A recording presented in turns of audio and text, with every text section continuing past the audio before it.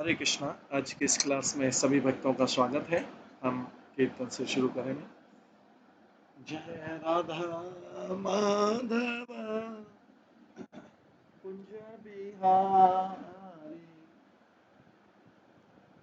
जय गोपी जन वल्लभ गिरिवर धारी, यशोदानंदन ब्रज जन रंजन, यमुना तीरा वनचारी। जय राधा माधव कुंज बिहारी, हरे कृष्णा कृष्णा कृष्णा हरे हरे, हरे राम राम राम हरे हरे, हरे कृष्णा कृष्णा कृष्णा हरे हरे, हरे राम राम राम हरे हरे, हरे कृष्णा कृष्णा कृष्णा हरे हरे, हरे राम राम राम हरे हरे, हरे कृष्णा कृष्णा कृष्णा हरे हरे, हरे राम राम राम हरे हरे, हरे कृष्णा कृष्णा कृष्णा हरे हरे, हरे राम राम राम हरे हरे, हरे कृष्णा कृष्णा हरे हरे, हरे राम राम हरे हरे, हरे कृष्णा कृष्णा हरे हरे, हरे राम राम हरे हरे, हरे कृष्णा कृष्णा हरे हरे, हरे राम राम हरे हरे, हरे कृष्णा कृष्णा हरे हरे, हरे राम राम हरे हरे, जय राधा गोविंद राधे, जय राधा माधव राधे, जय गौरनिताय गौरनिताय जय गौरनिताय, जय जय प्रभुपा जय जय प्रभुपा, निताय गौर हरि बोल हरि बोल हरि बोल, निताय गौर हरि।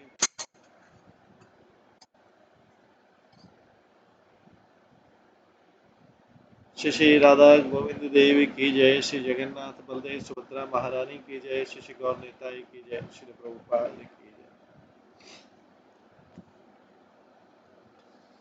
कल हम श्रवण कर रहे थे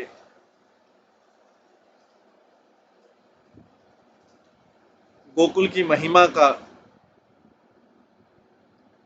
श्री नारद मुनि, श्री सनातन गोस्वामी की व्याख्या है, जो नारद मुनि और गोप कुमार के बीच की वार्तालाप को वर्णन कर रहे हैं।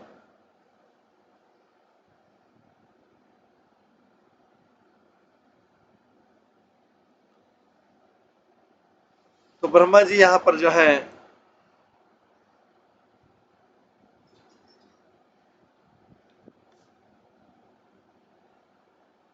जब भगवान ने ब्रह्म विमोहन लीला की, तब ब्रह्मा जी अच्छी तरह समझ गए कि गोकुल की महिमा क्या है। गोकुल जो है सारी महिमाओं का धाम है। तो उन्होंने बहुत ही सम्मान के साथ में भगवान की स्तुति की। वो भगवान जो सारे रसों के, ब्रज के शुद्ध प्रेम के रसों के विग्रह, ब्रह्मा की डिफीट कृष्ण से, ब्रह्मा की जो हार हुई, पराजय हुई कृष्ण से, उससे ब्रह्मा जी केवल हम्बल ही नहीं हुए, नम्र ही नहीं हुए, पर उन्होंने अपने अंडरस्टैंडिंग भी ऊपर कर दी। तो व्यक्ति जितना ज्यादा नम्र होता है उसकी अंडरस्टैंडिंग उतना ज्यादा होती है। जिनका ज्यादा वो अकड़ होता है वो उसके ऊपर से फ्लो हो जाता है। जैसे हम देखते हैं कि जब भक्ति लोग भक्ति विश्व क्लास अटेंड करते हैं तो जो जिसका जितना ज्यादा अकड़ रहता है वो उतना ज्यादा कम समझ पाता है, जो उतना ज्यादा हम्बल रहता है वो उतना ज्यादा अच्छी तरह समझ पाता है। तो ब्रह्मा समझ गए, अभी पराजय के बाद समझ गए भगवान को और अच्छी तरीके से समझ गए। इससे ब्रह्मा जी हम्बल ही नहीं हुए, नम्र ही नहीं हुए, पर एलिवेट भी हो गया अंडरस्टैंडिंग कृष्ण की लीलाओं को गोकुल में अच्छी तरह समझ। तो इस इतने समझ गए कि नारद मुनि अभी उनको बोलते हैं महात्म्य विशेष वितात्म, उन लोगों में श्रेष्ठ जो भगवान के गोकुल की विशेष महिमा जानते हैं, उन लोगों में श्रेष्ठ ब्रह्मा जी बने। अभी इतनी अच्छी तरह समझ गए गोकुल।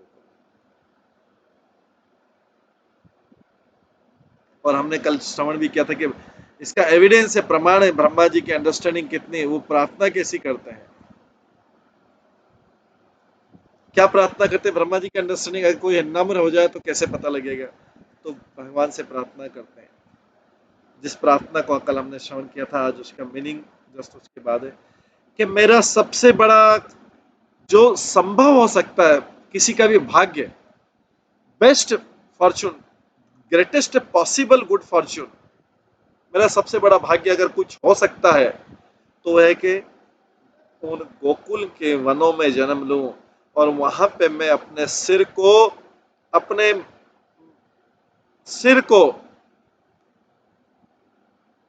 वहां के गोकुल के निवासियों के चरणों की धूल से नहला दूं। वृंदावन के निवासियों के चरणों की धूल से अपने आप को नहला दूं।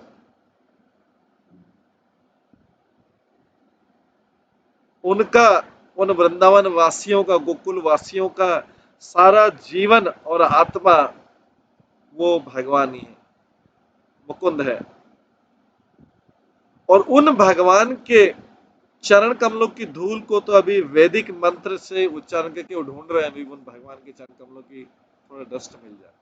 इसलिए मैं क्या कर रहा हूं कि मैं गोकुल वासियों, वृंदावन वासियों के चरणों की धूल को उसमें नहाना चाहता हूँ, क्योंकि भगवान के चरणों की धूल तो मिलेगी नहीं बस।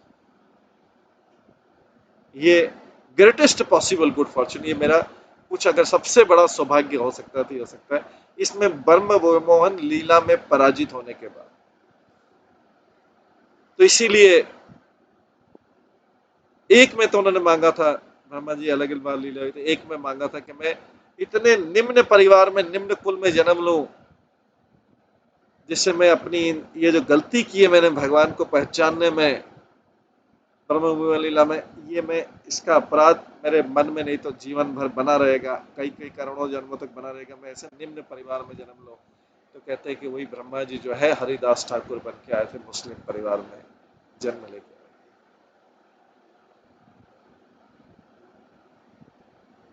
और दूसरे युग में वही ब्रह्मा जी, वही ब्रह्मा जी जो बरसाना का पर्वत है, वही ब्रह्मा जी जो अपने बरसाना का पर्वत है जिसमें 4 पर्वत शिखर है, मानगढ़, भानगढ़, विलासगढ़, दानगढ़, ये ब्रह्मा जी के 4 सिर हैं। वो पर्वत बन के आए जैसे सारे लोग उस पर चले, सामने वृंदावन पर चले और उनके चरणों की धूल उनके सिर पर चले। तो 4 सिर हैं बरसाना के पर्वत के, जो 4 पर्वत, ये इस तरीके से उन्होंने पश्चाताप किए इस ब्रह्म विमोहन लीला।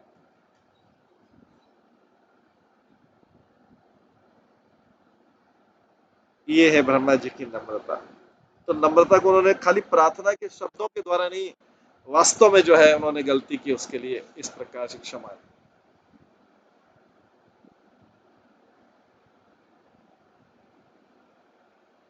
इस प्रकार से ब्रह्मा जी उसके लिए योग्य हुए, क्वालिफाई हुए, उसके लिए योग्य हुए कि भगवान कृष्ण जो है सारे ब्रज प्रेम के रिजर्वायर है, सरोवर है, रिजर्वायर टैंक होता है, टैंक जिसमें पानी स्टोर कर।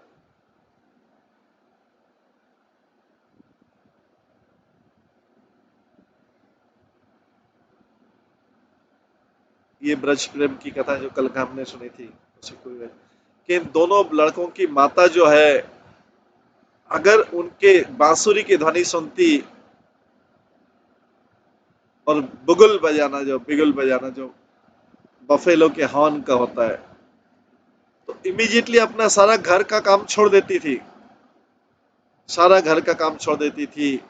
क्योंकि जब वहां से आते थे, गाय चरा के आते थे, बांसुरी की आवाज सुन के, और बिगुल बताओ, एक बिगुल बजाता था, बलराम जी बिगुल बजाते थे, कृष्ण बांसुरी बजाते हुए आते थे, घर का सारा काम छोड़ देती थी और उन बच्चों को अपनी गोद में उठा लेती थी, उनको गले लगा लेती दोनों भुजाओं से, हालांकि डस्ट और उससे भरे रहते थे, और उनका मिल्क पिलाती थी, और वो जो मिल्क है ओवरफ्लो होता रहता था।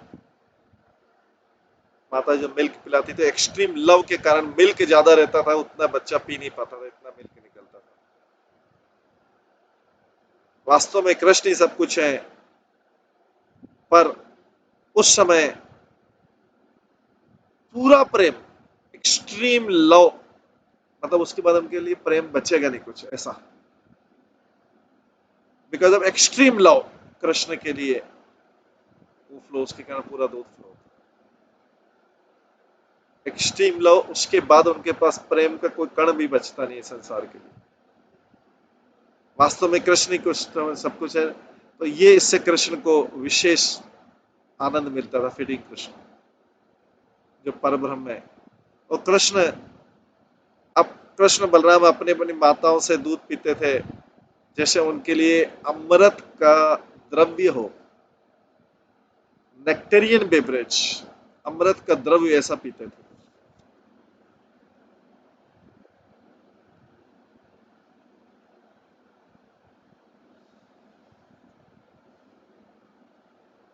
ब्रह्मा अपनी प्रार्थना में बोलते हैं, ओ परम शक्तिशाली भगवान, यहाँ के ब्रज के गायें, यहाँ की स्त्रियां वृंदावन की, और जिनका स्तनों का दूध का अमृत जो है, हे भगवान, जिनके स्तनों का दूध अमृत आपने बड़ी हैप्पीली पिया, उस सीमा तक पिया कि आप पूरे संतुष्ट हुए। भगवान को संतुष्ट करना तो इजी नहीं है, सीमा तक पिया, और आपने आपने ही मेरी ब्रह्मलीला में आप ही बछड़े बन के आए, और आप ही ग्वाल बाल बन के आए, क्योंकि भगवान ने दोनों रूप धारण किए थे, बछड़े और ग्वाल बाल के ब्रह्म विमल लीला।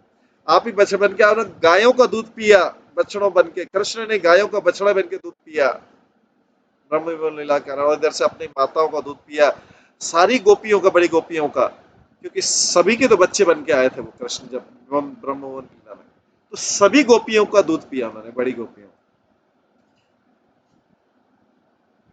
और सारे अभी तक जितने यज्ञ कर चुके हैं वेदों से, अनादिकाल से जो यज्ञ कर चुके हैं वो, और आज तक जो यज्ञ किए हैं, सारे स्तुतियां की है, वो आपको उतना संतुष्टि नहीं दे पाए जितना संतुष्टि आपको दूध पीने से मिला। अनादिकाल से, जब से आपने सृष्टियां बनाई हैं, तब से आज तक कोई भी चीज आपको ऐसा संतुष्ट नहीं कर पाई जितना ये आपको नेक्टेरियल मिल्क ने पिया है, विद स्पेशल लव, विशेष प्रेम के साथ जो ये अमृत, दूध रूपी अमृत आपने पिया अपनी माताओं का, ऐसी संतुष्टि प्रेजेंट डे आज तक कोई भी नहीं दे पाया।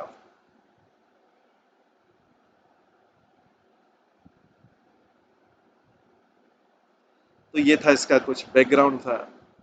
आज हम इसके आगे का सुनेंगे, जो हम सुन रहे हैं उसका लव ऑफ गॉड, चैप्टर का नाम है प्रेम, 126 श्लोक में कहते हैं, गोपालनेनाग्रजमाननेन वृंदावनाशैस्तवनेन चासो तेनालिगान कभिमन् अभिनाय दानापि प्रभु व्यार्थ दाद्यां भजतां सुलीलाम।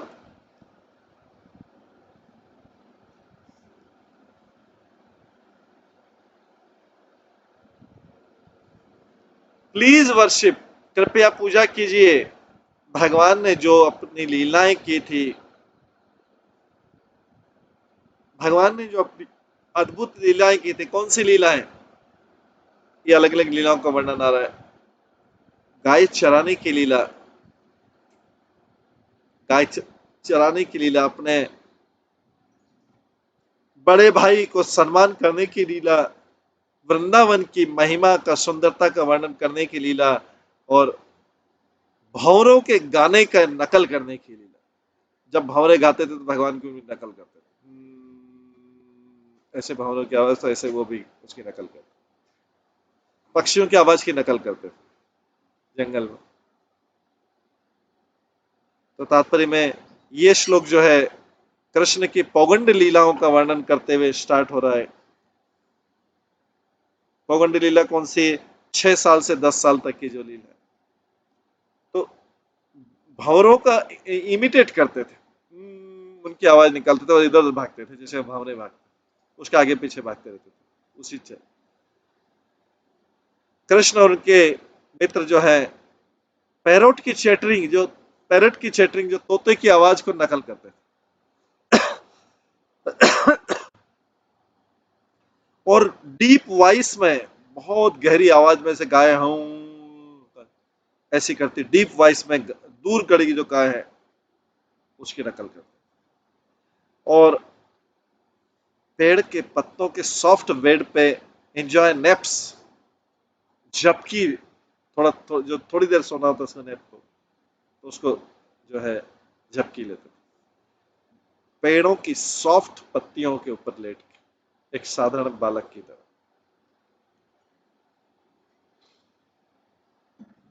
जो वनवासी है वो तो ऐसे ही सोते हैं, रामचंद्र भी कभी बिस्तर लगाते थे, लक्ष्मण जी उनके भाई जो थे, लक्ष्मण जी उनका बेड लगाते थे, तो रामचंद्र जी जो है उस बेड पे सोते थे, वनवासी सी पत्तों के बेड पे।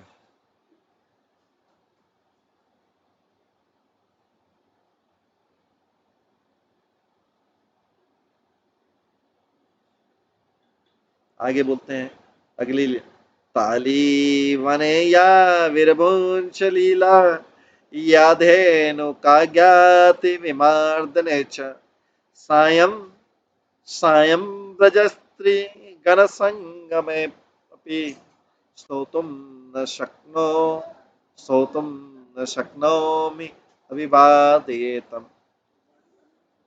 भगवान ने धेनुकासुर को और उसके बन लोगों को समाप्त कर दिया तालवन में, और संध्या समय ब्रज की स्त्रियों से मिलते,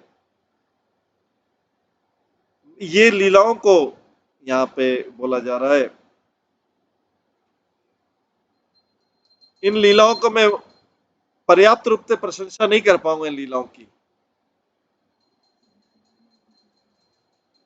मैं पर्याप्त रूप से इसकी प्रशंसा, मेरे में कैपेसिटी नहीं है, क्षमता नहीं कि मैं इन लीलाओं को आगे वर्णन कर पाऊं। मैं केवल उनको रिस्पेक्ट दे सकता हूं, सम्मान दे सकता हूं उन लीलाओं।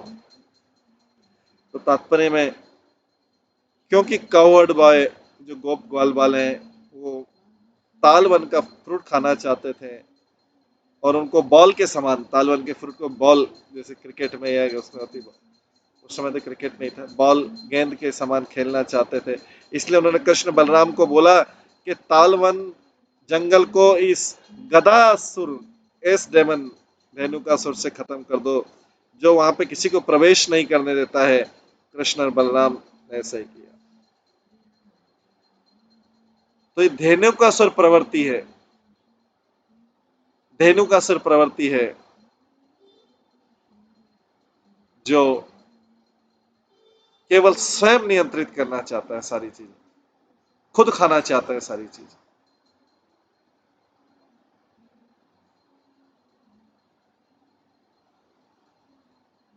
क्योंकि धेनुसुर वहां पे किसी को खाने नहीं दे रहा था।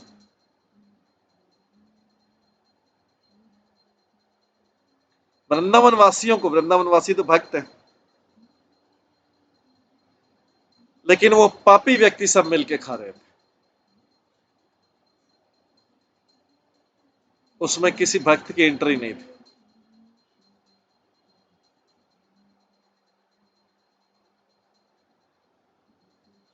ये धेनु का असुर प्रवृत्ति है।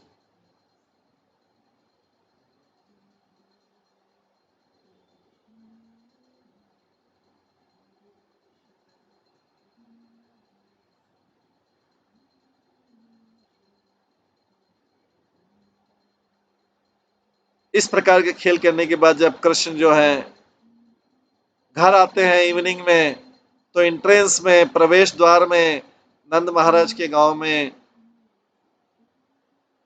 वो अपने फैमिली और फ्रेंड्स बाहर खड़े रहते हैं।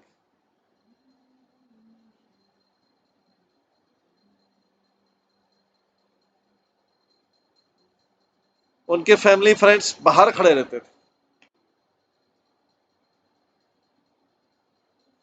कृष्ण को ग्रीट करने के लिए, और यंग गोपियां भी खड़ी रहती थी।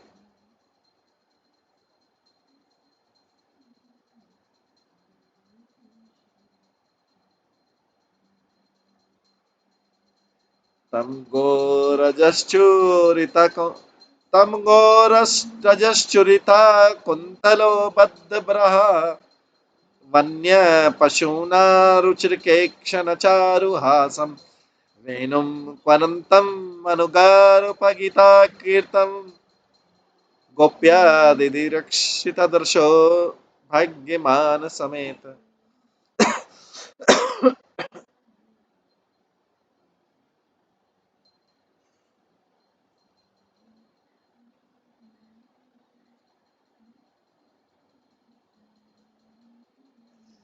भगवान कृष्ण के जो हेयर हैं, केश हैं, बाल हैं, उसके ऊपर किसकी डस्ट लग जाती थी, किसका पाउडर?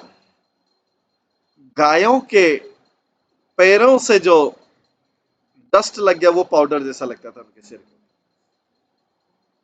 अगर किस अवस्था में कोई आधुनिक युग में अपने घर में, अरे क्या गंदा पूरा धूल धूल, ये वो क्या, अरे भाई गायों के पैरों की धूल।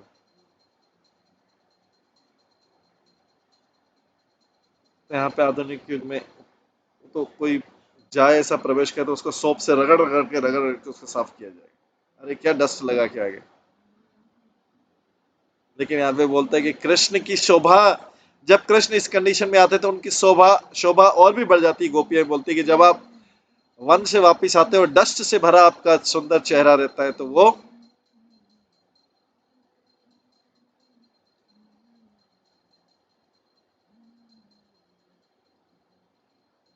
देखने योग्य रहता है।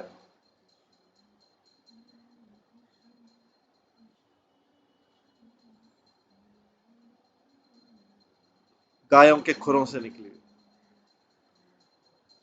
और उनका वो पिकॉक फेदर को, मोर के पंख को, और वन के फूलों को, वन के फूलों को अपने सजाते थे अपने आप को। और भगवान बहुत ग्लांस चार्मिंगली, बहुत आकर्षण से जो है ग्लांस करते थे, दृष्टि डालते थे और ब्यूटीफुली स्माइल करते थे अपनी बांसुरी बजा के। और उनके जो साथ वाले थे वो उनका ग्लोरिफिकेशन करते थे, उनकी महिमा गाते थे, जोर जोर से गाते थे। इधर कृष्ण बांसुरी बजा रहे, उनके कहते हैं आज कृष्ण ने ये लीला की, आज ये किया। जैसे भक्त लोग बोलते हैं हरि बोल हरि बोल, आज इन्होंने ये किया, आज इन्होंने किया, आज इन्होंने ये किया। ऐसे कृष्ण की महिमा सब गाते थे, सब जोर जोर से। तो कृष्ण का आना भी एक फेस्टिवल रहता था। कृष्ण का आना एक फेस्टिवल रहता था वंश।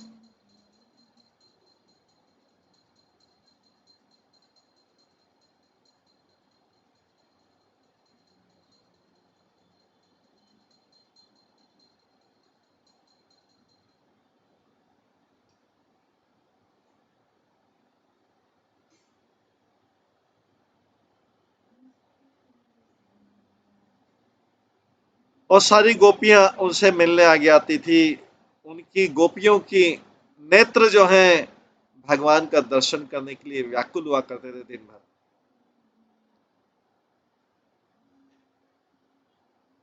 इसके बाद आगे, पित्वा मुकुंद मुख सारघम अक्षिभृंग तापम जहुर्विरह जम रज योषितो तत्सत कृतिम सम समाधिगम्य विवेश गोष्ठम सर्वदा हसविनयामि यद अपंग मोक्षम। उनकी भंवरे के समान आंखें, उनकी उन वृंदावन के स्त्रियों की भंवरे के समान आंखें, बी लाइक आंखें मतलब क्या होता है? बी लाइक आंख विशेषता क्या कि बी क्या ढूंढता है? पराग कण, फूलों का रस, फूलों पे ही जाता है। वो कौवे लोग कचरे पे जाते हैं, लेकिन जो बी होता है, भंवरा होता है, वो तो सुंदर फूलों, और उसमें जाके सेंटर में बैठ के उसका रस चूसता है। इसलिए उसी को हम शहद के रूप में खाते हैं। बाद में वो शहद शहद के रूप में चूस के इकट्ठा करता है और बार अपने छत्ते की तरफ जाता है, फिर वहां पे स्टोर करके आता है। वही तो शहद रहता है। जो शुद्ध शहद रहता है वो फूलों का रस रहता है, पराग कण रहता है।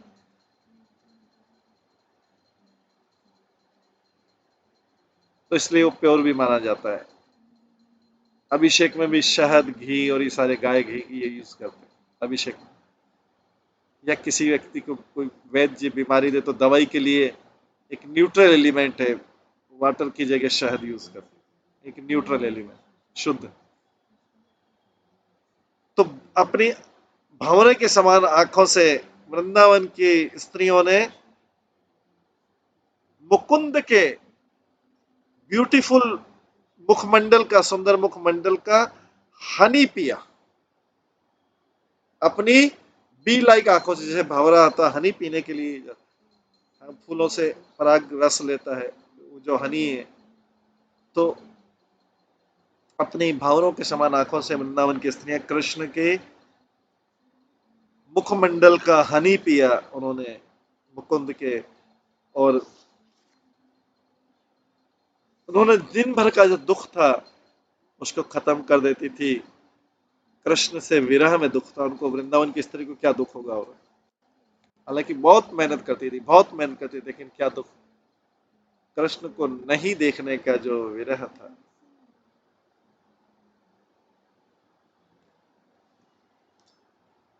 वृंदावन की उन स्त्रियों का जो तीर्थी दृष्टि से भगवान को देखती थी, वो लज्जा के कारण उनकी दृष्टि कृष्ण की स्माइल लज्जा से नीची हो जाती थी और नम्रता से। और श्री कृष्ण जो है कंप्लीटली उन तिरछी दृष्टियों से उनको स्वीकार करते थे, उनका रिस्पेक्ट स्वीकार करते थे, और इस प्रकार से गांव में प्रवेश करते थे। तो ये स्त्रियां जो हैं, क्योंकि गांव में उनके सब बड़े बड़े थे, तो उनके सामने वो वार्तालाप भी नहीं कर सकती, उनके सामने कृष्ण से बात भी नहीं कर सकती, उनको प्रॉपरली देख भी नहीं सकती थी, तो इसलिए तिरछी दृष्टि से कृष्ण को देखती। कृष्ण उनका आदर स्वीकार करते थे।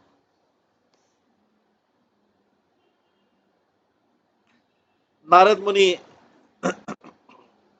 अभी अनुभव कर रहे हैं कि मैं इसके आगे वर्णन नहीं कर पाऊंगा।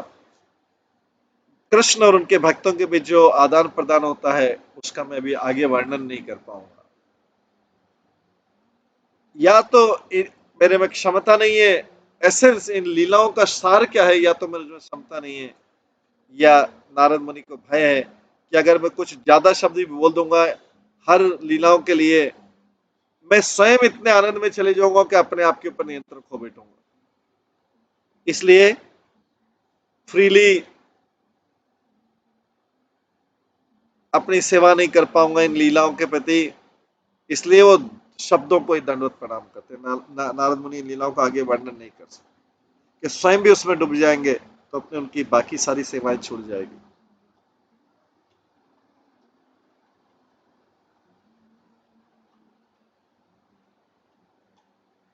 आगे बोलते हैं, यो वे विहारो जनी कलयस्य हृदय यशोदा तनस तनस्य तस्य तं स्फूर्तुमिशो न भवामि शोक प्रहर्ष वेगात् कथम आलपनि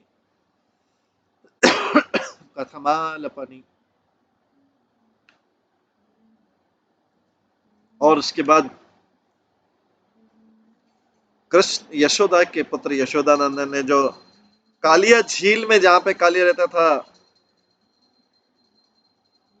जो उन्होंने खेला, स्पोर्ट्स किया, ये नारद मुनि बोल रहे हैं, वो तो मुझे इतना दुख देता है और इतना आनंद देता है कि मैं उसको उसको याद रखना भी मेरे लिए आसान नहीं हो जाता है। नारद मुनि बोलते हैं,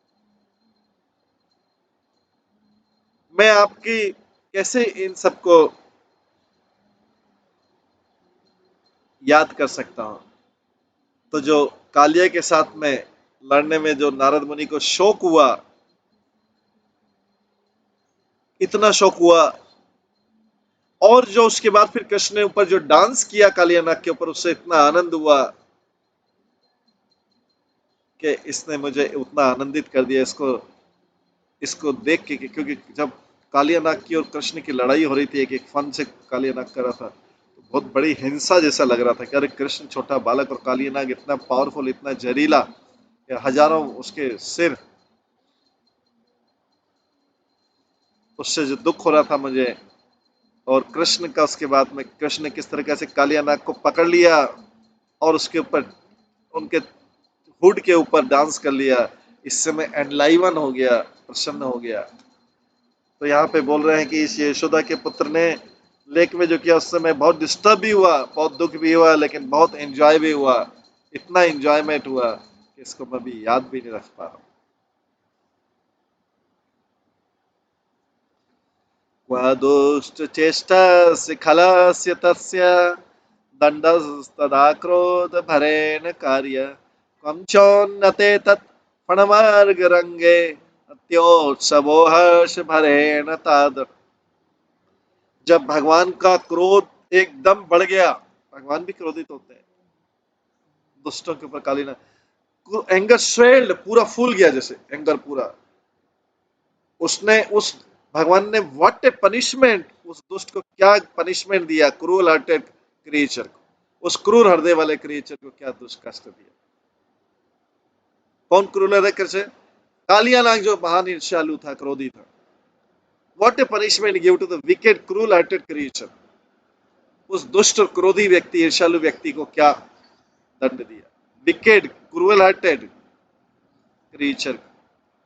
और भगवान ने क्या जॉय, क्या आनंद फैल किया जब उन्होंने ऊपर उसके सिर के ऊपर फेस्टिवल ऑफ डांस, डांस का फेस्टिवल किया, नाच, एकदम डांस कर रहे थे बहुत आराम से उसके सिरों के ऊपर,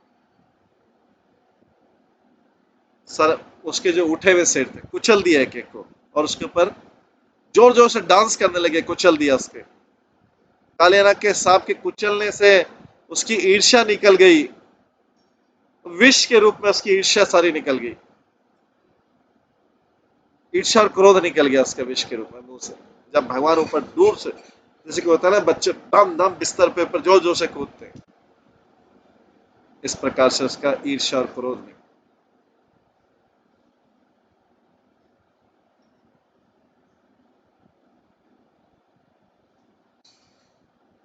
तब जाके कालिया नम्र हुआ।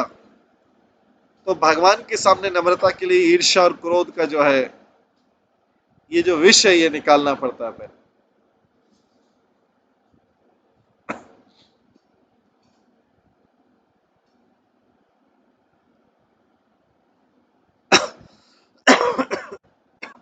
तो भगवान ने फेस्टिवल ऑफ डांस किया, मतलब डांस का त्योहार पूरा मनाया। ऊपर तात्पर्य में लिखते हैं, कालिया का ये गर्व था, कालिया गर्व था कि उसकी जो कॉइल बना के सर्प जैसा था ना, कॉइल बना के पकड़ लेता है, अजगर स्पेशली होता है, भगवान के सुप्रीम दिव्य शरीर को कॉइल बना के पूरा पकड़ के लपेटना के चाहा। इससे भगवान के भक्तों को बहुत एंजाइटी हो रहा था। तो भगवान के भक्तों को अगर बहुत एंजाइटी हो, जो भी भगवान के भक्तों को एंजाइटी देने वाला है, चिंता देने वाला है, कष्ट देने वाला है व्यक्ति, उसको भगवान उस दुष्ट को, उसका जो उसकी सारी दुष्टता की क्वालिटी है वो नष्ट कर देते। भगवान को कष्ट दूर की बात है, भगवान के भक्तों को कष्ट, वो भगवान से ऐसा युद्ध करके, हिंसा करके, ईर्ष्या करके, क्रोध करके लड़ रहा था भगवान से, इससे भगवान के भक्तों को देख देख के कष्ट हो रहा था। कालिया का हृदय पूरी तरीके से दुष्टता से, गर्व से भरा हुआ था, और उसको कोई शर्म नहीं आई, लज्जा नहीं आ रही थी भगवान के सामने अपने फनों को ऊपर उठा उठा के अटैक कर देंगे,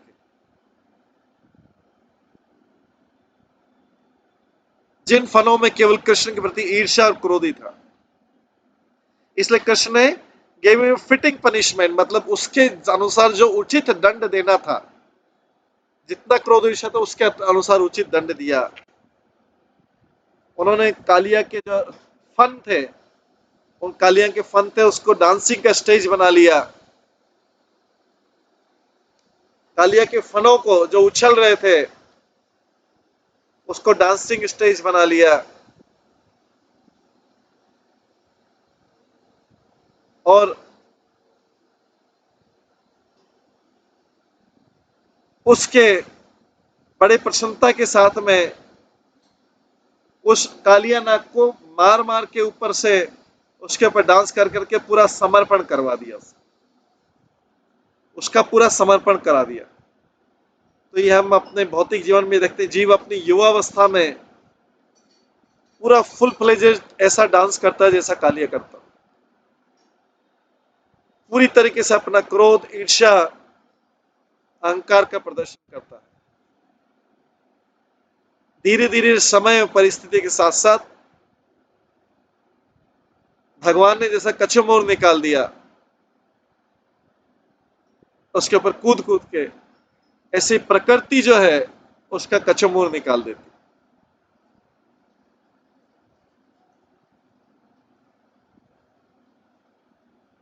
तो वृद्धावस्था में से पूछा जाए थोड़ा, और आप तो बहुत क्रोध करते थे, आप तो बहुत ईर्ष्या करते थे, क्या हुआ अभी असहाय क्यों बैठे हैं? अभी करिए वही जो करते थे आप।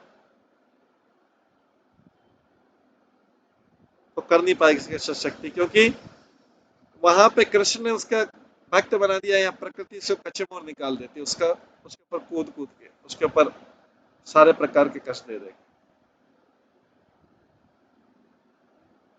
युवावस्था में वो अपना पूरा पावर दिखाता है।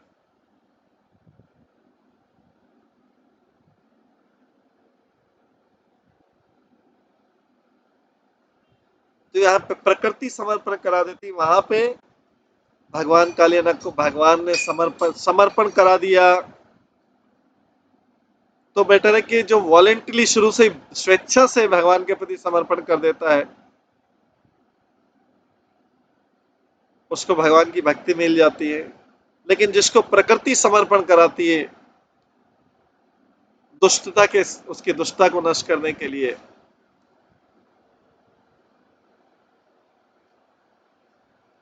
वो भगवान की भक्ति में वैसा नहीं लग पाता है जैसा उसे लगना चाहिए था जब उसकी युवावस्था थी।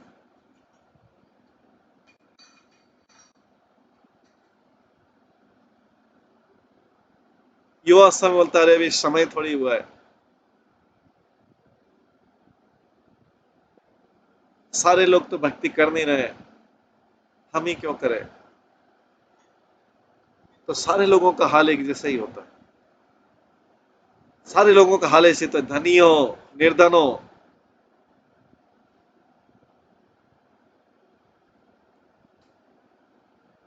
आगे वनिगृहस्थदर्गनुग्रह क्वता क्वा शेषोऽपि यम्मनियतं न शक्नुयात् तन्नागपत्नी निमाय मे नमः स्तुति अर्चने यो कृता कालीय च।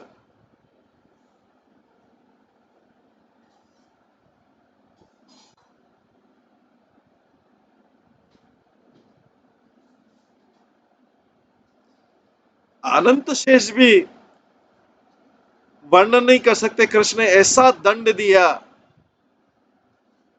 कालियाना को ऐसा दंड दिया, अनंत अनंत शेष उस दंड को, उस पनिशमेंट को और उस कृपा को उसके बाद में डांसी करके जो कृपा की, दोनों को अनंत शेष बोल रहे हैं, मैं वर्णन नहीं कर सकता।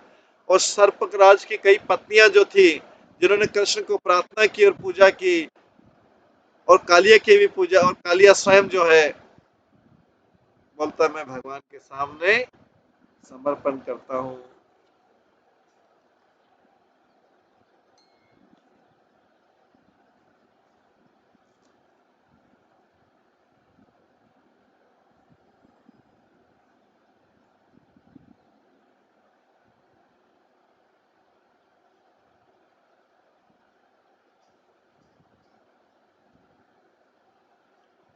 तात्पर्य कृष्ण कालिया जो है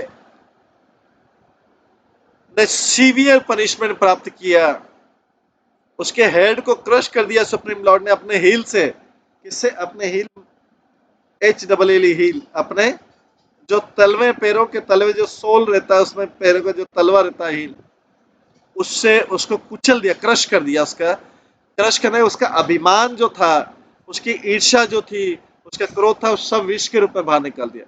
एक्चुअली व्यक्ति अभिमान, ईर्ष्या और क्रोध के कारण ही तो ये मुंह से दुर्वचन निकालता है सबके प्रति।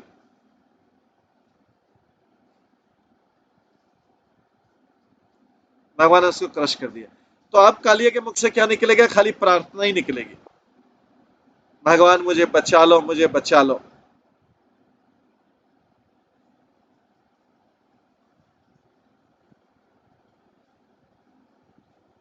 तो भगवान ने अपने हील से उसको क्रश कर दिया, और साथ साथ में फिर डांसिंग करके कृष्ण ने अपनी कृपा, जब उसका ये सब नष्ट होने लगा, ईर्ष्या क्रोध, तब वो कृपा के योग्य बन गया। तो पहले जोर जोर से जंप कर करके उसको कृपा के योग्य बना रहे हैं, उसको क्रश करके। जब मुंह से सारा जहर निकल गया ईशक, तब जाके वो भगवान की प्रेयर करने लगा। तो भगवान की वास्तविक प्रेयर कब निकलती? जब व्यक्ति का गर्व खत्म हो जाए, क्रोध और ईर्ष्या खत्म हो जाए, वो विष के रूप में बाहर निकल जाए, भगवान की कृपा, तब उसके बाद भगवान की कृपा शुरू होती है। भगवान के जो चरणों की धूल है, डस्ट है, वो रेयरेस्ट ट्रेजर है, वो सबसे दुर्लभ खजाना है। ओरिजिनल जो हजारों मुख वाला ओरिजिनल जो हजारों मुख वाले भगवान अनंत शेष जो ओरिजिनल सर पे है, उसको इसलिए वर्णन आ रहा है कि कालिया ने, उन्हीं के वंश का तो कालिया है, अनंत शेष के वंश। कालिया ने जो कृपा प्राप्त की, उसको कृपा, उसके वर्णन करने में उनको कठिनाई हो रही है। लेकिन कालिया की जो पत्नियां हैं, वो हम्बल प्रेयर करके इसको वर्णन कर पा रही हैं। ये नारद मुनि गोप कुमार को भगवान के गोकुल जाने से पहले सारी लीलाओं का, सुंदर लीलाओं का वर्णन कर रहे हैं। ऐसी जो लीलाएं जो मधुर लीला है, उसी का खाली वर्णन कर रहे हैं। तीरे हृदयास्य दमान लेन्या क्रीड़ा द्विता मुंज मने अपि अतोधिका भाण्डीर संक्रीणन चातुरी च सा ज्येष्ठस्य क्रिया ज्येष्ठस्य कीर्ते रचिता तनोतु शम।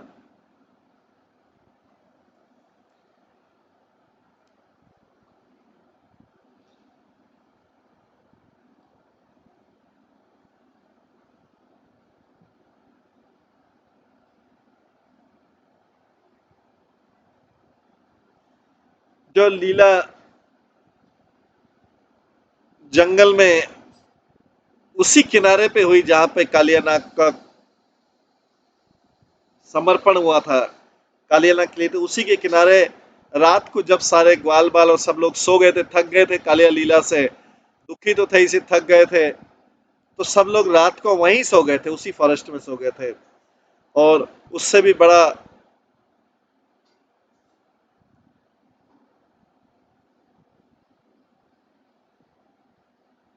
वहां पे एक बड़ा फायर हुआ था उस मुंज के जंगल में।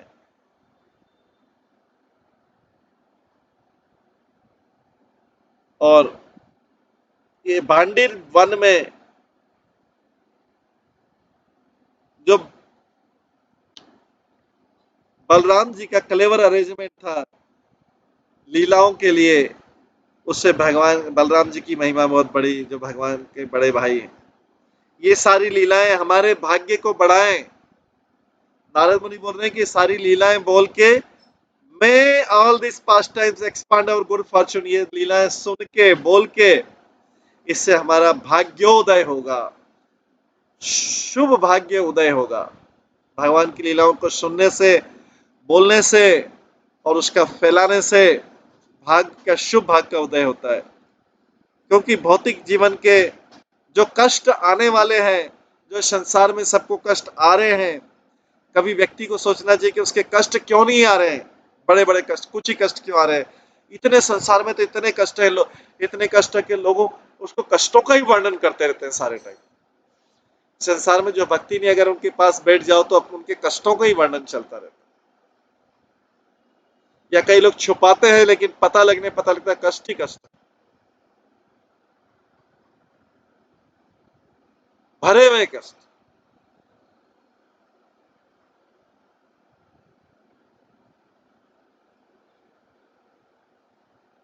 मे all these pastimes expand और गुड फॉर्चून, ये सारी लीलाएं, भगवान की लीलाएं हमें सौभाग्य दें, हमारे भाग्य को उदय करें।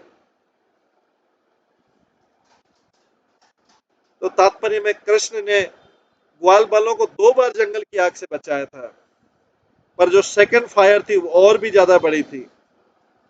इमरजेंसी केस में कृष्ण ने अपने मित्रों से बोला कि तुम आंखें बंद कर लो और वो उनको बचा लेंगे।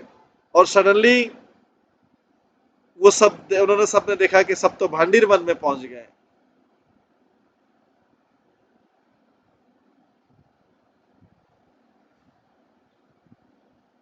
और जब बच्चे लोग खेल रहे थे फॉरेस्ट में, तब भगवान बलराम जी ने अपनी महिमा बताई थी।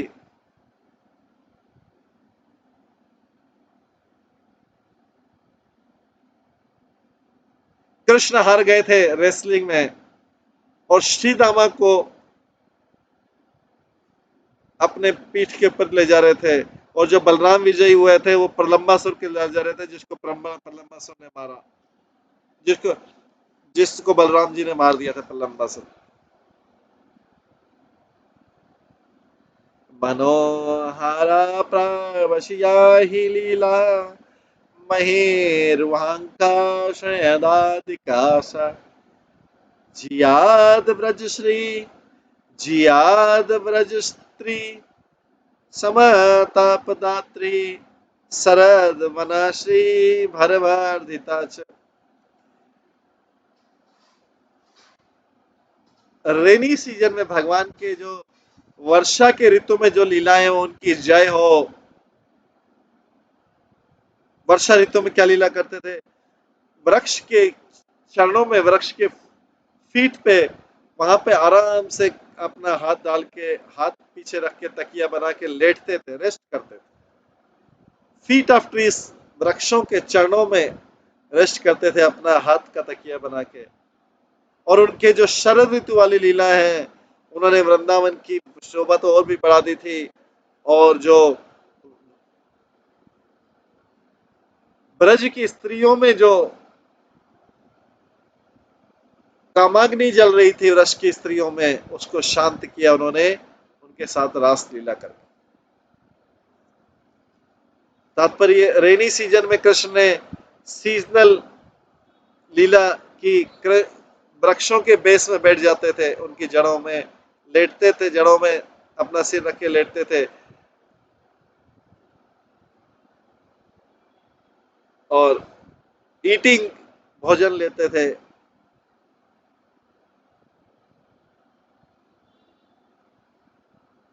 और क्या खाते थे, व्हाइट रेडिशेस, सफेद मूलियां खाते थे। और अपने मित्रों के साथ करके बिग रॉक के ऊपर, बड़ी चट्टान के ऊपर दही और राइस का फीस्ट करते थे। तो भगवान को दही राइस कितना प्रिय, जब ब्रह्म मोहन लीला में भी उनकी उंगली में कर्ड राइस लगा हुआ था।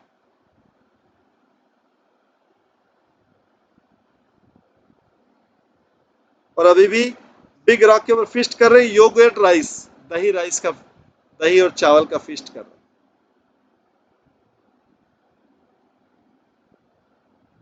और जब नेक्स्ट सीजन जब स्टार्ट हुआ, वर्षा के बाद शरद ऋतु, तो मन की सुंदरता और भी बढ़ गई, कृष्ण की लीलाओं का आनंद बढ़ गया। और ब्रज की जो गोपियां हैं उनका डिस्टरबेंस बढ़ गया, क्योंकि शरद ऋतु आ गई है। शरद ऋतु को बहुत सुहावनी ऋतु माना जाता है। क्योंकि हल्की हल्की ठंड होती है, वर्षा ऋतु पूरी हो गई होती है, स्वच्छ जल होता है, सूर्य का प्रकाश पूरा एकदम क्लियर होता है, कोई बादल नहीं रहता, वृक्ष सारे हरे भरे रहते हैं, नदियां भरी रहती हैं, स्वच्छ जल, स्वच्छ आकाश, स्वच्छ सूर्य का प्रकाश, ये सब वर्षा ऋतु के बाद खत्म होकर शरद ऋतु में दिखाई देता है। तो ब्रज की जो स्त्रियां हैं उनकी उत्तेजना और बढ़ गई कृष्ण को दर्शन करने के लिए, कृष्ण से मिलने के लिए। सुखदेव गोस्वामी श्रीमद् भागवतम के 10वें स्कंद के 20वें अध्याय में 45वें श्लोक में बोलते हैं, आशिरस्य समशीतोष्णम प्रसूना वन मार्तुर्मुतम जनास्तपाम जहर्गोप्यो जनास्तपातापम जहर्गोप्यो न कृष्ण हरचेतसः।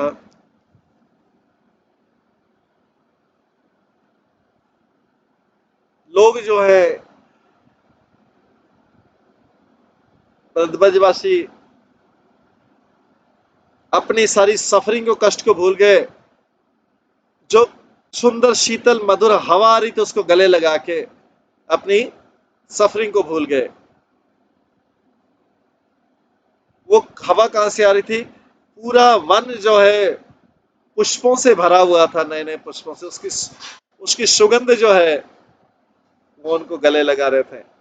वो विंड जो हवा थी, न तो गर्मा गर्म थी न ठंडी थी, लेकिन गोपियां जो हैं उनका हृदय शांत नहीं हो रहा था, क्योंकि उनके हृदय को कृष्ण ने चुरा लिया था।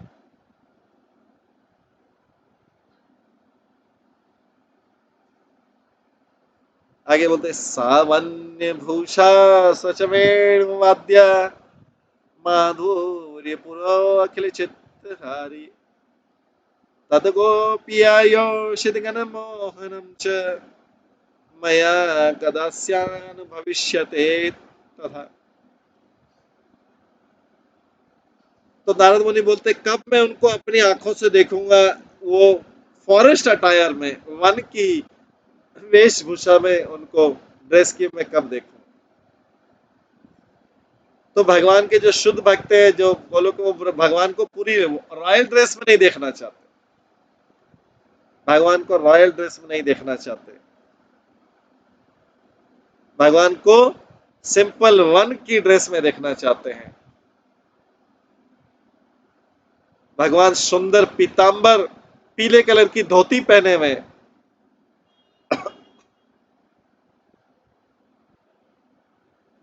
और उत्तरी पहने हुए, कमर में उत्तरी पहने हुए, ये भगवान की ओरिजिनल मूल ड्रेस है। जैसे हम किसी सन्यासी को भी देखते हैं, सन्यासी की जो ड्रेस है सेफ्रॉन में और उसमें, अगर कोई सन्यासी को किसी और ड्रेस में, कोट पैंट में, सूट में देख लेगा तो उसका वैसा सम्मान नहीं आएगा सन्यासी के प्रति, वैसा भाव नहीं आएगा, वैसे मुंह से वाक्य नहीं निकलेंगे, वैसा सम्मान नहीं आएगा। और जो भक्त लोगों की ड्रेस रहती है, जो ग्रस्त लोग व्हाइट कुर्ता धोती, ब्रह्मचारियों की, अगर ब्रह्मचारी को उस ड्रेस में नहीं देखेंगे तो ब्रह्मचारी के प्रति वैसा सम्मान नहीं आएगा, वैसा भाव नहीं आएगा, वैसे सेंटेंस नहीं निकलेंगे। वो सोचेंगे ये तो हमारे जैसे संसारी लोग, लेकिन वास्तव में तो उसकी पोजीशन ऊपर है। तो यहाँ पे हर कोई भगवान के, देखिए, द्वारका की ड्रेस नहीं देखना चाहता, हर कोई उनकी वही पीतांबर पीली धोती और सिर, और कमर में, गले में एक उत्तरी, ये, और सिर पे मोर पंख। ब्रह्मा जी ने भी इसी रूप के दर्शन किए, भगवान ने दिए, ये हाईएस्ट रूप है उनका, धोती और उत्तरी वाला ये उनका रूप, ये जो उनके ड्रेस है हाईएस्ट लेवल की है, वनवासी की ड्रेस है। तो यहाँ पे नारद मुनि विशेष रूप से वर्णन कर रहे हैं उनकी फॉरेस्ट अटायर, वन की ड्रेस में उनको देखना चाह रहे। भक्त, भगवान के भक्त लोग बहुत स्पेसिफिक रहते हैं कि मैं उनको उसी ड्रेस में देखना चाहता हूँ। ऐसे हम देखते हैं अगर सन्यासी कभी सूट में चले जाए तो आदर सम्मान निकले, कोई उनका उतना आदर भी नहीं कर पाएगा। ये ब्रह्मचारी उस ड्रेस में, तो जो जिस ड्रेस में जो ड्रेस जिस ओकेजन के लिए सुटेबल है, जिस अवसर के लिए सुटेबल है, गोप वाले वृंदावन वालों के लिए यही ड्रेस है। इसलिए जब कृष्ण द्वारका से आए तो गोपियां बोलती ये क्या ड्रेस पहन रखी आप, ये मुकुट लगा रखा है, बड़ी राजसी ड्रेस पहन रखी, हमें तो ड्रेस अच्छे अच्छी नहीं लगती, हमें आप वही ओरिजिनल ड्रेस पहनो अपनी। वृंदावन में कुरुक्षेत्र में जब मिले थे, ये क्या बना लिया अपना सारा, बड़ा सा मुकुट है और ये बड़े सोने के ये इतने बड़े बड़े वो पहन रखे हैं सारे। गोपियां तो स्पष्ट बोलती ये कौन सी ऐश्वर्य वाली ड्रेस। तो यहाँ पे नारद मुनि बोल रहे हैं ही ड्रेसेस इन फॉरेस्ट फायर। मैं ऐसी ऐसा कब देखूंगा कि वो फॉरेस्ट वाली ड्रेस पहने हुए हो, वनवासी वाली पहने हुए हो, सबके हृदय को चुरा रहे हो और अपने बांसुरी से मधुरता का नेक्टर बहा रहे हो, मधुरता का अमृत बहा रहे हो और सारी ग्वाल गोपियां को अपनी तरफ आकर्षित कर रहे हो। ये भगवान का रूप मैं देखना चाहता हूं, नारद मुनि बोल रहे, ये भगवान का मूल रूप।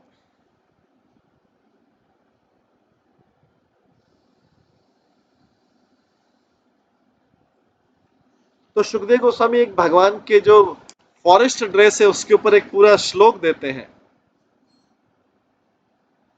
बहुत सुंदर है ये श्लोक जो है, बहुत इंपॉर्टेंट है भागवतम का।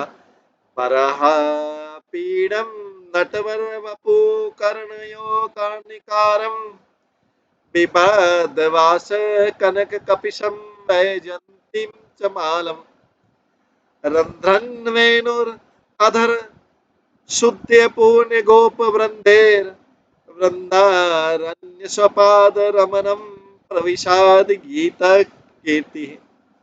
ये शोभा देखना चाहते, अपुलेंस ड्रेस नहीं देखना चाहते।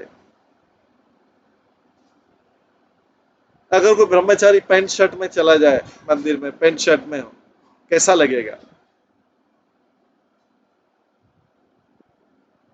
तो भगवान के ओरिजिनल क्या, वीरिंग पिकॉक फेदर, मोर पंख पहन के, जो उनके सिर का गहना है, और ब्लू कलर का करनी का जो फूल है वो अपने कानों के ऊपर रख के, कान के ऊपर फूल रख लेते हैं कई बार, ब्लू कलर का कर्णिकार फ्लावर है अपने कानों पे रख के, और येलो पीताम्बर, येलो गारमेंट, इतना इतना शाइनिंग करने वाला सिल्क, येलो सिल्क गारमेंट जैसे गोल्ड हो, वैजंती माला जो वन की माला रहती घुटनों तक आती, इसको पहन के कृष्ण अपने आध्यात्मिक रूप को, मैं ग्रेटेस्ट डांसर, नटवर, कृष्ण जो सबसे बड़े नटवर है, डांसर है, ऐसा करके नाचते नाचते बांसुरी बजाते और ऐसे ऐसे हिल रहे जैसे कोई चंचल बालक होता है, नाचते नाचते कूदते कूदते हिलते हिलते जा रहे हैं, नाचते नाचते जा रहे हैं। ये उनका डांस था। जो बड़े बड़े डांसर भी उनके डांस से आकर्षित हो जाते हैं, ऐसे डांस करते हुए जब वन में प्रवेश किया यशोदा के साथ में, as a enter the forest of Vrindavan, Vrindavan प्रवेश किया और वृंदावन को अपने चरणों के चिन्ह से शोभित करते हुए जब प्रवेश किया, अब उनके चरणों के चिन्ह जो है वृंदावन की भूमि में पड़ रहे हैं और उन्होंने बांसुरी के होल्स को अपनी मधुरता के अमृत से भर दिया। अपनी अमृत की मधुरता से बांसुरी के होल्स को भर दिया। उन होल से उनकी मधुरता निकल रही थी जो सबको सुनाई देती है, लेकिन पहला आस्वादन बांसुरी लेती है उससे, फिर बांसुरी में जो होल है उससे वो आवाज आगे जाती है। तो उन्होंने अपनी मधुरता के अमृत से बांसुरी के होल्स को भर दिया और फिर जो उनके होठों से निकल रहे थे, और इस प्रकार से उसको सुन के ग्वाल बाल उनकी महिमा को जोर जोर से गाने लगे, जोर जोर से गा रहे हैं, हरि बोल ऐसा बोल रहे हैं। कृष्ण जब गा रहे हैं तो अपनी माधुरी बंसी से, और कृष्ण की जो मोस्ट एक्सपर्ट एनालिस्ट हैं कृष्ण की महिमा की, कृष्ण की बांसुरी की महिमा गोपियां गाती अपने घरों में बैठे बैठे, जिसको बोलते हैं वेणु गीत। और इनमें से महिमा के कई जो वाक्य हैं वो भागवतम के 10th कैंटो में दिए हैं, 21st चैप्टर में, वेणु गीत के रूप में। तो ये सारी जो है महिमा है कृष्ण की, ये गोकुल की महिमा है। चाहे वो पृथ्वी में हो, भौम वृंदावन हो, या आध्यात्मिक जगत में हो, नारद मुनि इस महिमा का वर्णन करें, गोप कुमार को और भी ज्यादा आकर्षित कर रहे हैं। अभी उसका लास्ट श्लोक बचा है, अभी द्वारका में आ गया है, लास्ट श्लोक बचा है गोलोक वृंदावन। उसकी महिमा सुन के और भी आगे महिमा है, इसको हम कल की क्लास में श्रवण करेंगे। आज की क्लास में यहीं पे विराम देते हैं, समय हो गया है। सभी भक्तों का बहुत बहुत धन्यवाद। सभी भक्तों के लिए एक बार हरे कृष्ण महामंत्र का जप करते हैं। हरे कृष्णा कृष्णा कृष्णा हरे हरे, हरे राम राम राम हरे। श्री श्रीमद् बृहद भागवत अमृत की जय, श्रील प्रभुपाद की जय, श्री सनातन गोस्वामी की जय। सभी व्यक्तिगणों